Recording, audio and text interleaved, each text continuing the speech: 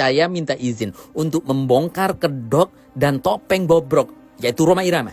Tentang bagaimana beliau berdiri sebagai seorang ulama, seorang tokoh, seorang ahli agama, minimal seorang khotib yang ngerti agama. Tapi padahal hakikatnya dia bukan ulama, dia bukan orang yang ngerti agama. Dan dia tidak patut menjadi contoh karena dia orang yang sembarangan dan sembrono ketika menyampaikan hal-hal persoalan agama yang tidak dia ketahui. Kemana-mana dia mengatakan nasab palsu ba'alawi, nasab palsu ba'alawi. Tapi padahal dia sendiri memalsukan Al-Quran. Dia sendiri memalsukan hadis. Saya katakan hal ini karena saya mempunyai bukti. Di dalam satu tempat saja ada beberapa pernyataan dan poin tentang keagamaan. Saya sampaikan, saya lihat ternyata itu palsu. Dan ini menambah-nambah Al-Quran, ini berani. Dan dia juga mengatakan bahwasanya ini hadis. Padahal bukan dari baginda Nabi Muhammad SAW dan ini tidak ada dasarnya. Saya katakan hari ini adalah orang yang paling bobrok ketika menyampaikan dengan berani bahwasanya ini Al-Quran. Dan ini nambah-nambah Al-Quran. Karena demi gengsinya, takut malu karena ada banyak fansnya, dikira dia tidak ahli agama, tidak ahli Al-Quran. Lalu dia berani menyampaikan Al-Quran padahal dia tidak tahu, dia tidak ingat dan dia lupa misalkan. Kenapa dia maksakan diri? Perhatikan baik-baik dalam video ini. Kalau kalian baca Al-Ahzab 28 sampai 33, jelas sekali bahwa ada satu kalimat, ya nisa'an nabi, man ja'a minkunna bi fasyatin sayi'atin yudha'af la adabu dhi'fain.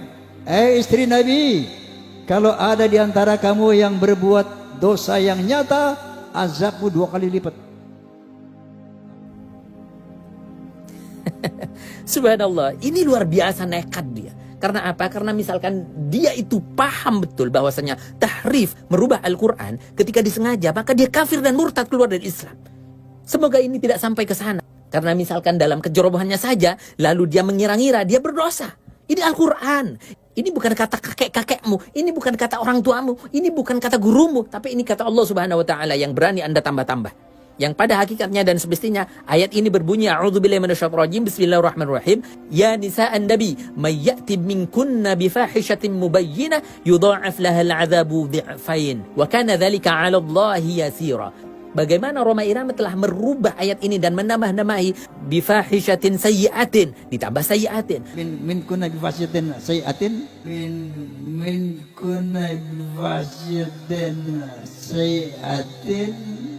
Kemudian mayyati diganti menjadi manja'a. Bahwa ada satu kalimat, ya nisa'an nabi, man ja'a minkunna bifahishatin sayyi'atin, man ja'a minkunna bifahishatin sayyi'atin. Dari mana dia punya Al-Quran? Perhatikan. Anda harus bertobat, harus beristighfar dan bersyahadat lagi ketika Anda memang sengaja demi gengsi di depan masyarakat, di depan umat dan di depan fans berat Anda.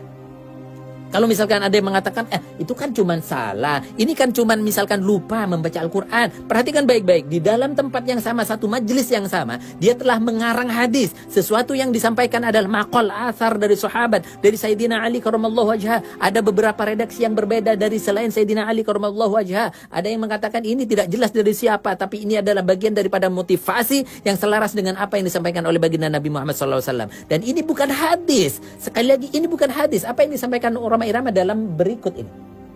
Orang akhirnya ternyata kalau perjuangan ini tidak terorganisir, maka Nabi SAW bersabda, ya, bahwa kezaliman yang terorganisir akan mengalahkan kebaikan yang tidak terorganisir. Maka PWI LS adalah organisasi untuk mengcounter agenda Ba'alawi dalam rangka ingin menjajah Indonesia secara spiritual, secara ekonomi, dan secara politik. Maka hukumnya wajib kita dukung PW. Paham? Paham? Oke.